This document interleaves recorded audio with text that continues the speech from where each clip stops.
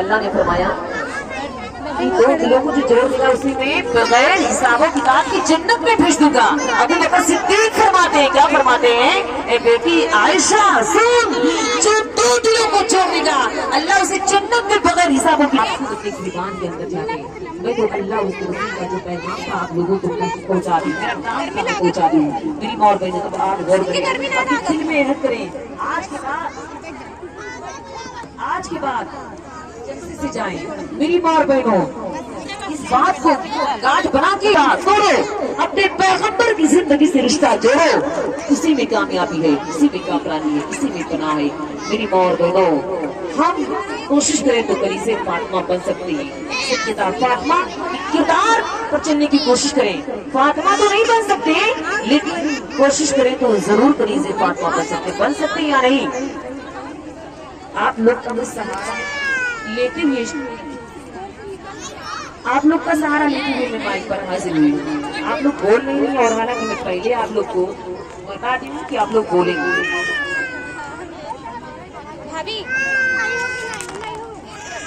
آج میرے بیٹی کا فجر کے وقت کا وقت تھا، فجر کی نماز کا وقت تھا، میرے بیٹی کا انتقال ہو گیا۔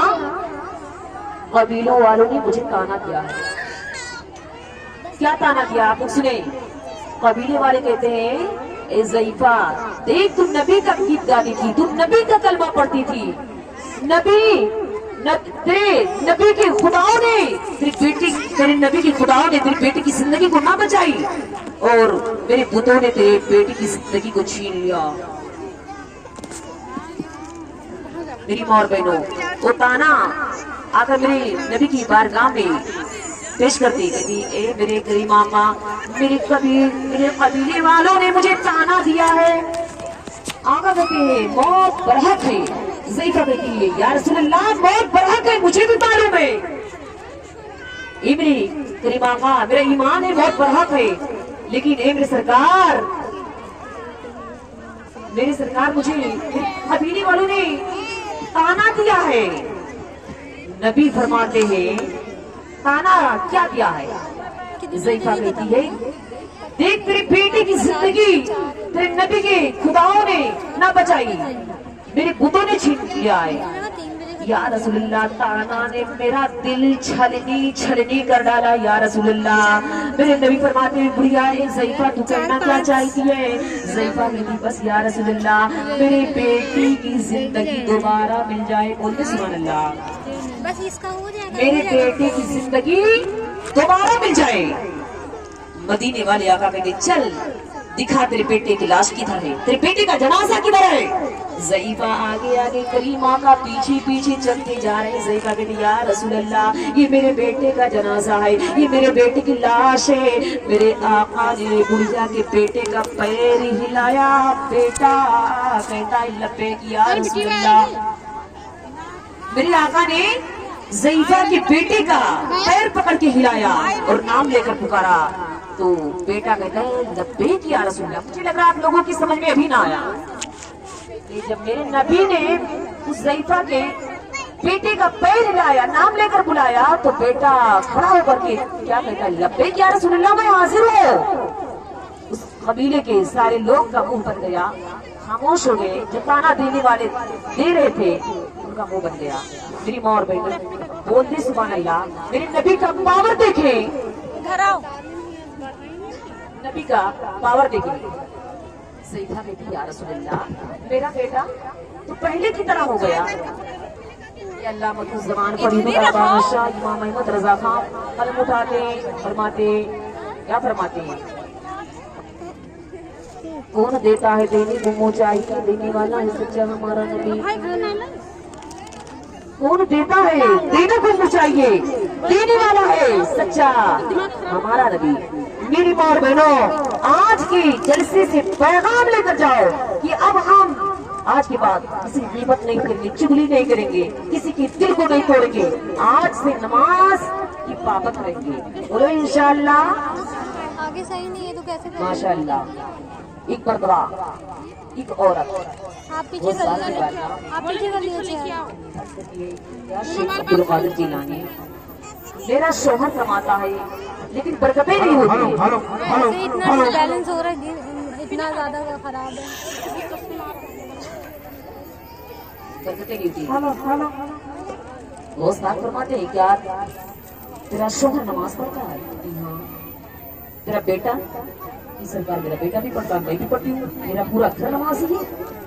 बहुत बार आँख बंद करते हैं, फिर आगे खोलते कहते जा अपने दरवाजे के सामने मोटे कपड़े का पर्दा लगा दे। क्या करते हैं? मोटे कपड़े का पर्दा लगा दे। सुभान अल्लाह, सुभान अल्लाह। अब जब वो मोटे कपड़े का पर्दा लगा दी, बरकतें बेपनाह होने लगी। क्या बीबी खुशी हमारी बहुत खुश थे, बहुत खुश थे, खुशी से रहा नहीं जाता था। हमारी खुशी की दौड़े दौड़े फिर गौस पाक की बारगाह में आते। कहते या गौस पाक, क्या शेख अब्दुल कादिर जिलानी, आप ये बताइए पर्दे का राज क्या है, करिश्मा बताएं पर्दे में खुसूसियत क्या है। गौस पाक फरमाते ऐ औरत तू नमाज पढ़ती थी, तेरी नमाज की वजह से बरकतें होती थी। शोहर नमाज पढ़ता था, बरकतें होती थी, लेकिन तेरे घर के सामने एक बाजार लगती है, बाजार में आने जाने वाले बाजार में आने जाने वाले लोग बेनमाजी हुआ करते हैं, तेरे घर से नजरें मारा करते हैं, बेनमाजी की नजरों से तेरे घर की बरकतें खत्म हो जाया करती। अल्लाह, अब बताइए सिर्फ बेनमाजी की नजरे से घर की बरकतें खत्म हो जाया करती है, तो बताएं जो पूरा पूरा घर बेनमाजी पड़ रहा है उनकी घर में बरकतें होंगी? बोले उनकी घर में बरकतें होंगी? मेरी माँ और बहनों, नहीं। इसीलिए अपनी बच्चियों को तालीम दो। तो मैं ये नहीं कहती, मैं कहती हूँ सबसे पहले दीन की तालीम दिलाओ। जब उनके अंदर इल्म हो जाएगा तो वो छोटे बड़े के हुकूक को पहचानेंगे, छोटे बड़े के हुकूक को पहचानेंगे, पड़ोसियों के हुकूक क्या है, लेकिन पड़ोसियों के क्या हुकूक है आज किसी को मालूम नहीं। मेरी माँ और बहनों, मैं आप लोगों से गुजारिश करती हूँ कि मैदान महशर में पकड़ होगी, आप गोश्त बनाए, उसमें थोड़ा सा पानी डाल के शोरबा बढ़ा दिया करें, क्योंकि जब कोई खाना बनाती है पकाती है तो उसकी खुशबू दूसरों की घर तक पहुँचती है। जो गरीब लोग होते हैं वो अपने दिल में सोचते हैं अगर आज मैं रईस होता, मालदार होता, तो मेरे घर भी अच्छा खाना बनता।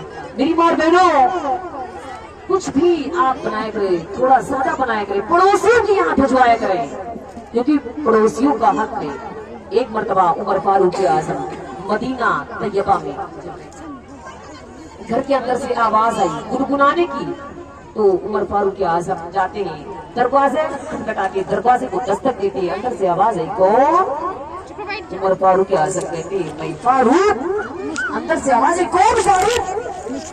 तो बादशाहों की सरकार का नाम है उमर फारूक। उमर फारूक आजम कहते हैं नहीं, दरवाजा खोल। बुढ़िया औरत आती है, दरवाजा खोलती है। उमर फारूक आजम कहते हैं पता अभी तुम क्या कर रही थी? गुनगुनाने की आवाज आ रही थी। बुढ़िया औरत कहती है मैं क्यों तुझे बताऊं?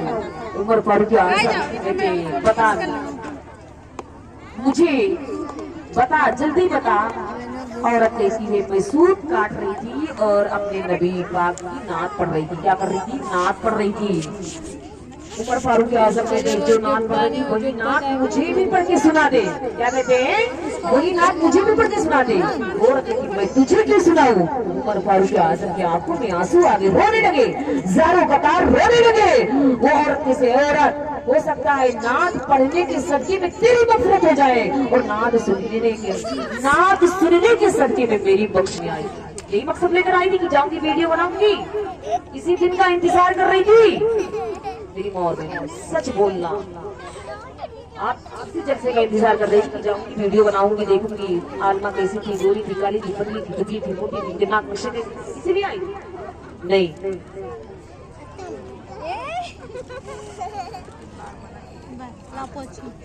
मेरी माँ और बहनों, ये आप लोग अपने अंदर एक ख्याल लेकर नहीं आई थी ना?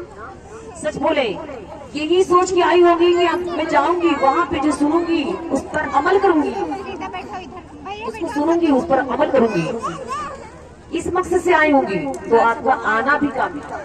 इंशाअल्लाह अमल करेंगे तो आपकी जिंदगी में निखार पैदा हो जाएगी। لیکن آپ غلط مقصد سے آئی ہوں گی تو آنا آپ کا فضول ہے، بیکار ہے، برباد ہو جائے گا، یہاں بیٹھنے سے کوئی فائدہ نہیں۔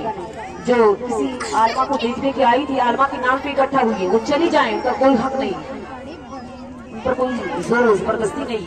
جو نبی کے عشق میں آئی تھی، نبی کے نام پہ بیٹھی گئی اور نبی کے نام پر بیٹھی رہے گی کب تک؟ جب تک یہ جلسہ چلتا رہے گا تب تک آپ بیٹھ رہے گی، اور ختم ہوگا تو یہاں سے پیغام لے کر جائے گی، بولو انشاءاللہ لے کر جاؤں گی۔